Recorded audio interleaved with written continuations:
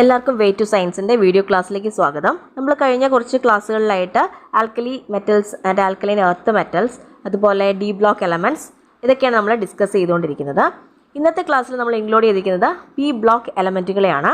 അതിൽ തന്നെ കാർബൺ ആണ് നമ്മൾ കൂടുതൽ ഫോക്കസ് ചെയ്തിരിക്കുന്നത്. കാർബണിൻ്റെ അലോട്രോപ്പുകളൊക്കെ നമ്മൾ ഇതിൽ ഡിസ്കസ് ചെയ്യുന്നുണ്ട്. അതുകൊണ്ട് തീരുന്നില്ല, കുറച്ച് കൂടുതൽ എലമെൻറ്റുകൾ ഉള്ളതുകൊണ്ട് തന്നെ ബാക്കിയുള്ള ഭാഗം അടുത്ത വീഡിയോയിലാണ് ഇൻക്ലൂഡ് ചെയ്യുന്നത്. നമുക്ക് ഇന്നത്തെ ക്ലാസ്സിലേക്ക് കിടക്കാം. പി ബ്ലോക്ക് മൂലകങ്ങൾ. ബോറോൺ ബി കൊണ്ടാണ് ഡിനോട്ട് ചെയ്യുന്നത്. ആറ്റോമിക് നമ്പർ 5 ആണ്.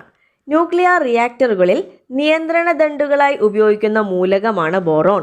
ബോറോണിൻ്റെ ഉപയോഗം ന്യൂക്ലിയർ റിയാക്ടറുകളിൽ നിയന്ത്രണ ദണ്ഡുകളായി ഉപയോഗിക്കുന്നു. ഐ വാഷിനായി ഉപയോഗിക്കുന്ന സംയുക്തമാണ് ബോറിക് ആസിഡ്. ഐ വാഷിനായി ഉപയോഗിക്കുന്ന ബോറോൺ സംയുക്തമാണ് ബോറിക് ആസിഡ്. ക്യാരം ബോർഡിൽ ഉപയോഗിക്കുന്ന പൗഡർ രാസപരമായി ബോറിക് ആസിഡാണ്. ക്യാരം ബോർഡിൽ ഉപയോഗിക്കുന്ന പൗഡർ രാസപരമായി ബോറിക് ആസിഡാണ്. അലൂമിനിയത്തിൻ്റെ നീല നിറമുള്ള ധാതുവാണ് ലാപ്പിസ് ലസൂലി. അലൂമിനിയത്തിൻ്റെ നീല നിറമുള്ള ധാതുവിനെ പറയുന്ന പേരാണ് ലാപ്പിസ് ലസൂലി എന്ന്. ഈ ഫിഗറിൽ കാണിച്ചിരിക്കുന്നതാണ് ലാപ്പിസ് ലസൂലി.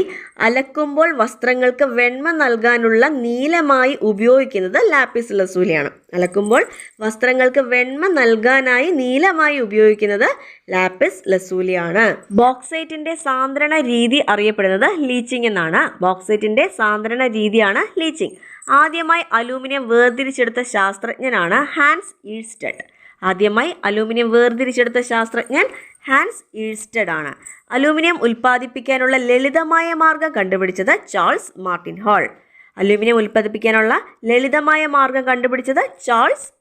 ഹാൾ.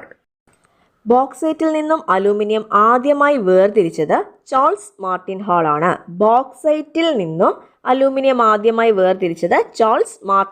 ആണ്. ശക്തിയേറിയ കാന്തങ്ങൾ ഉണ്ടാക്കാൻ ഉപയോഗിക്കുന്ന അലൂമിനിയം സംയുക്തമാണ്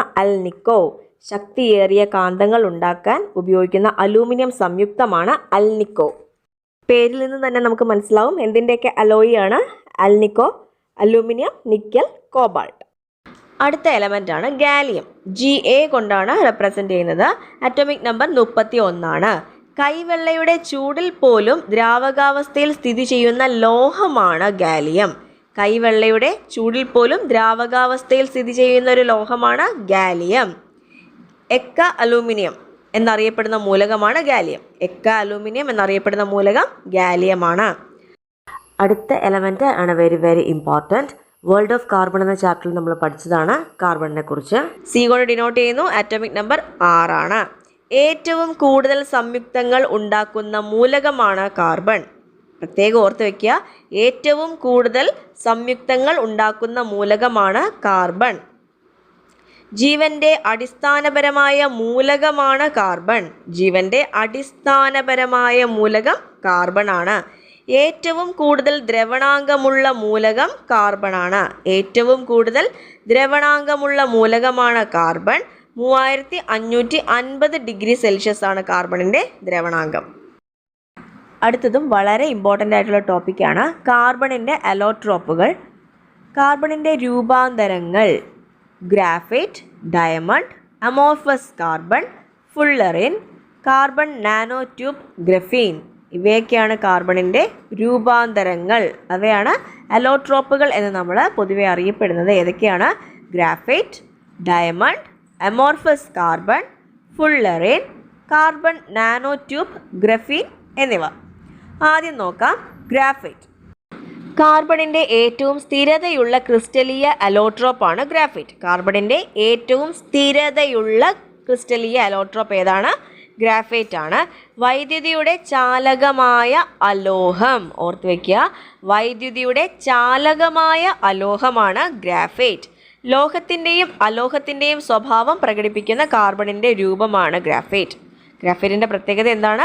ലോഹത്തിൻ്റെയും അലോഹത്തിൻ്റെയും സ്വഭാവം പ്രകടിപ്പിക്കുന്ന കാർബണിൻ്റെ രൂപമാണ് ഗ്രാഫൈറ്റ്. ലെഡ് പെൻസിൽ നിർമ്മാണത്തിന് ഉപയോഗിക്കുന്ന കാർബണിൻ്റെ അലോട്രോപ്പാണ് ഗ്രാഫൈറ്റ്. പെൻസിലിൻ്റെ അകത്തെ മുനയില്ലേ, അത് ശരിക്കും ഗ്രാഫൈറ്റ് ആണ്. ലെഡ് പെൻസിൽ നിർമ്മാണത്തിന് ഉപയോഗിക്കുന്ന കാർബണിൻ്റെ അലോട്രോപ്പാണ് ഗ്രാഫൈറ്റ്.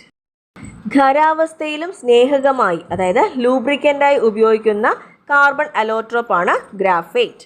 ഖരാവസ്ഥയിലും ലൂബ്രിക്കൻ്റ് ആയിട്ട് ഉപയോഗിക്കുന്ന കാർബൺ അലോട്രോപ്പാണ് ഗ്രാഫൈറ്റ്. ന്യൂക്ലിയർ റിയാക്ടറുകളിൽ മോഡറേറ്ററായി ഉപയോഗിക്കുന്ന കാർബണിൻ്റെ അലോട്രോപ്പ് ഏതാണെന്ന് ചോദിച്ചാൽ അതും ഗ്രാഫൈറ്റ് ആണ്. ന്യൂക്ലിയർ റിയാക്ടറുകളിൽ മോഡറേറ്ററായി ഉപയോഗിക്കുന്ന കാർബണിൻ്റെ അലോട്രോപ്പ് ഏതാണ്? ഗ്രാഫൈറ്റ് ആണ്. ഡ്രൈ സെല്ലിലെ ഇലക്ട്രോഡുകൾ നിർമ്മിക്കാൻ ഉപയോഗിക്കുന്ന കാർബൺ അലോട്രോപ്പും ഗ്രാഫൈറ്റ് ആണ്. ഡ്രൈ സെല്ലിലെ ഇലക്ട്രോഡുകൾ നിർമ്മിക്കാൻ ഉപയോഗിക്കുന്ന കാർബൺ അലോട്രോപ്പ് ഗ്രാഫൈറ്റ് ആണ്. ചാരനിറത്തിലുള്ളതും മിനുസമുള്ളതുമായ കാർബണിൻ്റെ അലോട്രോപ്പാണ് ഗ്രാഫൈറ്റ്. ചാരനിറത്തിലുള്ളതും മിനുസമുള്ളതുമായ കാർബണിൻ്റെ അലോട്രോപ്പ് ഏതാണ്? ഗ്രാഫൈറ്റ് ആണ്. പെൻസിൽ മുന നിർമ്മിച്ചിരിക്കുന്നത് ഗ്രാഫൈറ്റ് കൊണ്ടാണ്. പെൻസിലിൻ്റെ മുന എന്ന് പറയുന്നത് ഗ്രാഫൈറ്റ് ആണ്. അടുത്തതാണ് വജ്രം. പ്രകാശ സാന്ദ്രത കൂടുതലുള്ള പദാർത്ഥമാണ് വജ്രം. പ്രകാശ സാന്ദ്രത കൂടുതലുള്ള പദാർത്ഥം ഏതാണ്? വജ്രമാണ്. പ്രകൃതിയിൽ ലഭ്യമായ ഏറ്റവും വില കൂടിയ വസ്തുവാണ് വജ്രം. ഇതാണ് വജ്രത്തിൻ്റെ ഘടന. ഗ്ലാസ് മുറിക്കാൻ ഉപയോഗിക്കുന്നത് വജ്രം കൊണ്ടാണ്. കാർബണിൻ്റെ ഏറ്റവും ശുദ്ധമായ രൂപമാണ് വജ്രം. കാർബണിൻ്റെ ഏറ്റവും ശുദ്ധമായ രൂപം ഏതാണ്? വജ്രമാണ്. പ്രകൃതിയിലെ ഏറ്റവും കാഠിന്യമേറിയ വസ്തുവാണ് ഡയമണ്ട് അഥവാ വജ്രം. പ്രകൃതിയിലെ ഏറ്റവും കാഠിന്യമേറിയ വസ്തു ഏതാണ്? വജ്രമാണ്. വജ്രത്തിൻ്റെ കാഠിന്യം എന്ന് പറയുന്നത് 10 മോഹ്സ് ആണ്. വജ്രത്തിൻ്റെ കാഠിന്യം 10 മോഹ്സ് ആണ്. മനുഷ്യന് അറിയാവുന്നതിൽ വെച്ച് ഏറ്റവും കാഠിന്യമേറിയ വസ്തുവാണ് വജ്രം. 10 മോഹ്സ് ആണ് അതിൻ്റെ കാഠിന്യം എന്ന് പറയുന്നത്. വജ്രം, രത്നങ്ങൾ ഇവയുടെ ഭാരം രേഖപ്പെടുത്താനുള്ള യൂണിറ്റാണ് ക്യാരറ്റ്. വജ്രം, രത്നങ്ങൾ എന്നിവയുടെ ഭാരം രേഖപ്പെടുത്താനുള്ള യൂണിറ്റ് ഏതാണ്? ക്യാരറ്റ് ആണ്. യഥാർത്ഥ വജ്രങ്ങളും കൃത്രിമ വജ്രങ്ങളും തിരിച്ചറിയാൻ ഉപയോഗിക്കുന്നത് അൾട്രാ വയലറ്റ് കിരണങ്ങളാണ്. യഥാർത്ഥ വജ്രങ്ങളും കൃത്രിമ വജ്രങ്ങളും തിരിച്ചറിയാൻ ഉപയോഗിക്കുന്നത് അൾട്രാ വയലറ്റ് കിരണങ്ങളാണ്. UV റേസ് ആണ്. ഇന്ത്യയിൽ നിന്ന് ലഭിച്ച പ്രസിദ്ധമായ വജ്രമാണ് കോഹിനൂർ. ഇന്ത്യയിൽ നിന്ന് ലഭിച്ച പ്രസിദ്ധമായ വജ്രമാണ് കോഹിനൂർ. ലോകത്ത് ഇന്നേ വരെ ലഭിച്ചിട്ടുള്ളവയിൽ ഏറ്റവും വലിയ വജ്രമാണ് കുള്ളിനൻ. ലോകത്ത് ഇന്നേ വരെ ലഭിച്ചിട്ടുള്ളവയിൽ ഏറ്റവും വലിയ വജ്രം ഏതാണ്? കുള്ളിനൻ. അടുത്ത അലോട്രോപ്പാണ് ഫുള്ളറിൻ. കാർബണിൻ്റെ ഗോളാകൃതിയിലുള്ളതും പൊള്ളയായതുമായ അലോട്രോപ്പാണ് ഫുള്ളറിൻ. കാർബണിൻ്റെ ഗോളാകൃതിയിലുള്ളതും പൊള്ളയായതുമായ അലോട്രോപ്പ് ഏതാണ്? ഫുള്ളറിൻ ആണ്. പഞ്ചഭുജ ആകൃതിയും ഷഡ്ഭുജ ആകൃതിയുമുള്ള വലയങ്ങൾ ചേർന്ന കാർബൺ അലോട്രോപ്പാണ് ഫുള്ളറിൻ. പഞ്ചഭുജ ആകൃതിയും ഷഡ്ഭുജ ആകൃതിയുമുള്ള വലയങ്ങൾ ചേർന്ന കാർബൺ അലോട്രോപ്പാണ് ഏത്? ഫുള്ളറിൻ. 1996 ഫുള്ളറിൻ കണ്ടെത്തിയതിന് നോബൽ സമ്മാനം ലഭിച്ചത് HW Kroto, E സ്മാലി, RF guide. Helium, argon പോലെയുള്ള വാതകങ്ങളുടെ സാന്നിധ്യത്തിൽ ഗ്രാഫൈറ്റ് ചൂടാക്കിയാണ് ഫുള്ളറിൻ നിർമ്മിക്കുന്നത്. ഹീലിയം, ആർഗൺ പോലെയുള്ള വാതകങ്ങളുടെ സാന്നിധ്യത്തിൽ ഗ്രാഫൈറ്റ് ചൂടാക്കിയാണ് ഫുള്ളറിൻ നിർമ്മിക്കുന്നത്.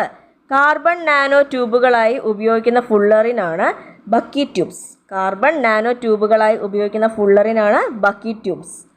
സോക്കർ ബോളിൻ്റെ, അതായത് ഫുട്ബോളിൻ്റെ ആകൃതിയിലുള്ള ഫുള്ളറിനെയാണ് നമ്മൾ ബക്ക് മിനിസ്റ്റർ ഫുള്ളറിൻ അഥവാ ബക്കി ബോൾസ് എന്ന് നമ്മൾ പറയുന്നത്. അടുത്തത് ഗ്രഫീൻ ആണ്. ഗ്രാഫൈറ്റ്, ഫുള്ളറിൻ മുതലായ കാർബൺ രൂപാന്തരങ്ങളുടെ അടിസ്ഥാന യൂണിറ്റാണ് ഗ്രഫീൻ. ഗ്രാഫൈറ്റ്, ഫുള്ളറിൻ മുതലായ കാർബൺ രൂപാന്തരങ്ങളുടെ അടിസ്ഥാന യൂണിറ്റ് ഏതാണ്? ഗ്രഫീൻ ആണ്. ദ്വിമാന ഷഡ്ഭുജ ആകൃതിയിലുള്ള കാർബൺ വലയങ്ങൾ ചേർന്ന പാളിയാണ് ഗ്രഫീൻ. ദ്വിമാന ഷഡ്ഭുജ ആകൃതിയിലുള്ള കാർബൺ വലയങ്ങൾ ചേർന്നതാണ് ഗ്രഫീൻ. സ്റ്റീലിനേക്കാളും ഏകദേശം 200 മടങ്ങ് ബലമുള്ള കാർബണിൻ്റെ അലോട്രോപ്പാണ് ഗ്രഫീൻ. സ്റ്റീലിനേക്കാൾ ഏകദേശം 200 മടങ്ങ് ബലമുള്ള കാർബണിൻ്റെ അലോട്രോപ്പ് ഏതാണ്? ഗ്രഫീൻ ആണ്. നാനോ ടെക്നോളജി രംഗത്ത് ഉപയോഗിക്കുന്ന കാർബണിൻ്റെ അലോട്രോപ്പാണ് ഗ്രഫീൻ. ഗ്രഫീൻ എവിടെയാണ് ഉപയോഗിക്കുന്നത്? നാനോ ടെക്നോളജി രംഗത്ത്. താപത്തിൻ്റെയും വൈദ്യുതിയുടെയും ചാലകമായ കാർബണിൻ്റെ അലോട്രോപ്പാണ് ഗ്രഫീൻ. താപത്തിൻ്റെയും വൈദ്യുതിയുടെയും ചാലകമായ കാർബണിൻ്റെ അലോട്രോപ്പ് ഗ്രഫീനാണ്. ഹീറ്റ് കണ്ടക്ടറുമാണ്, ഇലക്ട്രിക്കൽ കണ്ടക്ടറുമാണ്. ഗ്രാഫൈറ്റിൻ്റെ ഒരു പാളിക്ക് സമാനമാണ് ഒരു ഗ്രഫീൻ. ഗ്രാഫൈറ്റിൻ്റെ ഒരു പാളിക്ക് സമാനമാണ് ഒരു ഗ്രഫീൻ. അടുത്തതാണ് അമോർഫസ് കാർബൺ. ക്രിസ്റ്റൽ ആകൃതി ഇല്ലാത്ത കാർബൺ അലോട്രോപ്പുകളെയാണ് നമ്മൾ അമോർഫസ് കാർബൺ എന്ന് പറയുന്നത്. ഇവിടെ പ്രത്യേകത ക്രിസ്റ്റൽ ആകൃതി ഉണ്ടാവില്ല. വായുവിൻ്റെ അസാന്നിധ്യത്തിൽ വിറക് കത്തുമ്പോൾ ഉണ്ടാകുന്ന കാർബണിനെയാണ് നമ്മൾ മരക്കരി എന്ന് പറയുന്നത്. വായുവിൻ്റെ അസാന്നിധ്യത്തിൽ വിറക് കത്തുമ്പോൾ ഉണ്ടാകുന്ന കാർബണാണ് മരക്കരി. അബ്സോർബൻ്റായി ഉപയോഗിക്കുന്ന അമോർഫസ് കാർബൺ ആണ് മരക്കരി. മരക്കരി അബ്സോർബൻ്റായിട്ട് ഉപയോഗിക്കുന്ന ഒന്നാണ്. ഗൺ പൗഡർ നിർമ്മിക്കാൻ ഉപയോഗിക്കുന്ന കാർബൺ ആണ് മരക്കരി. ഗൺ പൗഡർ നിർമ്മിക്കാൻ ഉപയോഗിക്കുന്ന കാർബൺ ഏതാണ്? മരക്കരിയാണ്. പഞ്ചസാരയിലെ മാലിന്യങ്ങൾ നീക്കാൻ ഉപയോഗിക്കുന്ന കാർബൺ ആണ് ചാർക്കോൾ. പഞ്ചസാരയിലെ മാലിന്യങ്ങൾ നീക്കാൻ ഉപയോഗിക്കുന്ന കാർബൺ ചാർക്കോൾ ആണ്. കൽക്കരിയിൽ വായുവിൻ്റെ സാന്നിധ്യത്തിൽ ചൂടാക്കുമ്പോൾ ലഭിക്കുന്ന അമോർഫസ് കാർബൺ ആണ് കോക്ക്. കൽക്കരിയിൽ വായുവിൻ്റെ അസാന്നിധ്യത്തിൽ ചൂടാക്കുമ്പോൾ ലഭിക്കുന്ന അമോർഫസ് കാർബൺ ആണ് കോക്ക് എന്ന് പറയുന്നത്. കാറ്റിനേഷൻ. ഒരേ മൂലകത്തിൻ്റെ ആറ്റങ്ങൾക്ക് പരസ്പരം സംയോജിച്ച് ചെയിൻ രൂപത്തിൽ നിൽക്കാനുള്ള കഴിവാണ് കാറ്റിനേഷൻ. ഒരു മൂലകത്തിൻ്റെ ആറ്റങ്ങൾക്ക് പരസ്പരം സംയോജിച്ച് ചെയിൻ രൂപത്തിൽ നിൽക്കാനുള്ള കഴിവാണ് കാറ്റിനേഷൻ. കാർബണിക സംയുക്തങ്ങളാണ് പ്രപഞ്ചത്തിൽ എണ്ണത്തിൽ കൂടുതൽ. അതിനു പ്രധാന കാരണമായ കാർബണിൻ്റെ സവിശേഷതയാണ് ഈ കാറ്റിനേഷൻ എന്ന് പറയുന്നത്. മറ്റു മൂലകങ്ങളെ അപേക്ഷിച്ച് കാറ്റിനേഷനുള്ള കഴിവ് കൂടിയ മൂലകമാണ് കാർബൺ. നമ്മൾ തൽക്കാലം ഇന്നത്തെ ക്ലാസ് വൈൻഡപ്പ് ചെയ്യാണ്. വേൾഡ് ഓഫ് കാർബൺ എന്ന് പറയുന്ന ഒരു ചാപ്റ്റർ നമ്മൾ ചെയ്തിട്ടുള്ളതാണ്. അതിൽ ഈ കാർബണിൻ്റെ അലോട്രോപ്പുകളൊക്കെ നമ്മൾ ഓൾറെഡി ഡിസ്കസ് ചെയ്തിട്ടുണ്ട്. കൂടുതൽ പോയിന്റ്സിന് വേണ്ടിയിട്ട് നിങ്ങൾക്ക് ഈ വീഡിയോ ഉപകാരപ്രദമാവുന്നതാണ്. അപ്പോൾ ക്ലാസ് എല്ലാവർക്കും ഇഷ്ടപ്പെട്ടു എന്നുണ്ടെങ്കിൽ, മനസ്സിലായി എന്നുണ്ടെങ്കിൽ സപ്പോർട്ട് ചെയ്യുക. താങ്ക്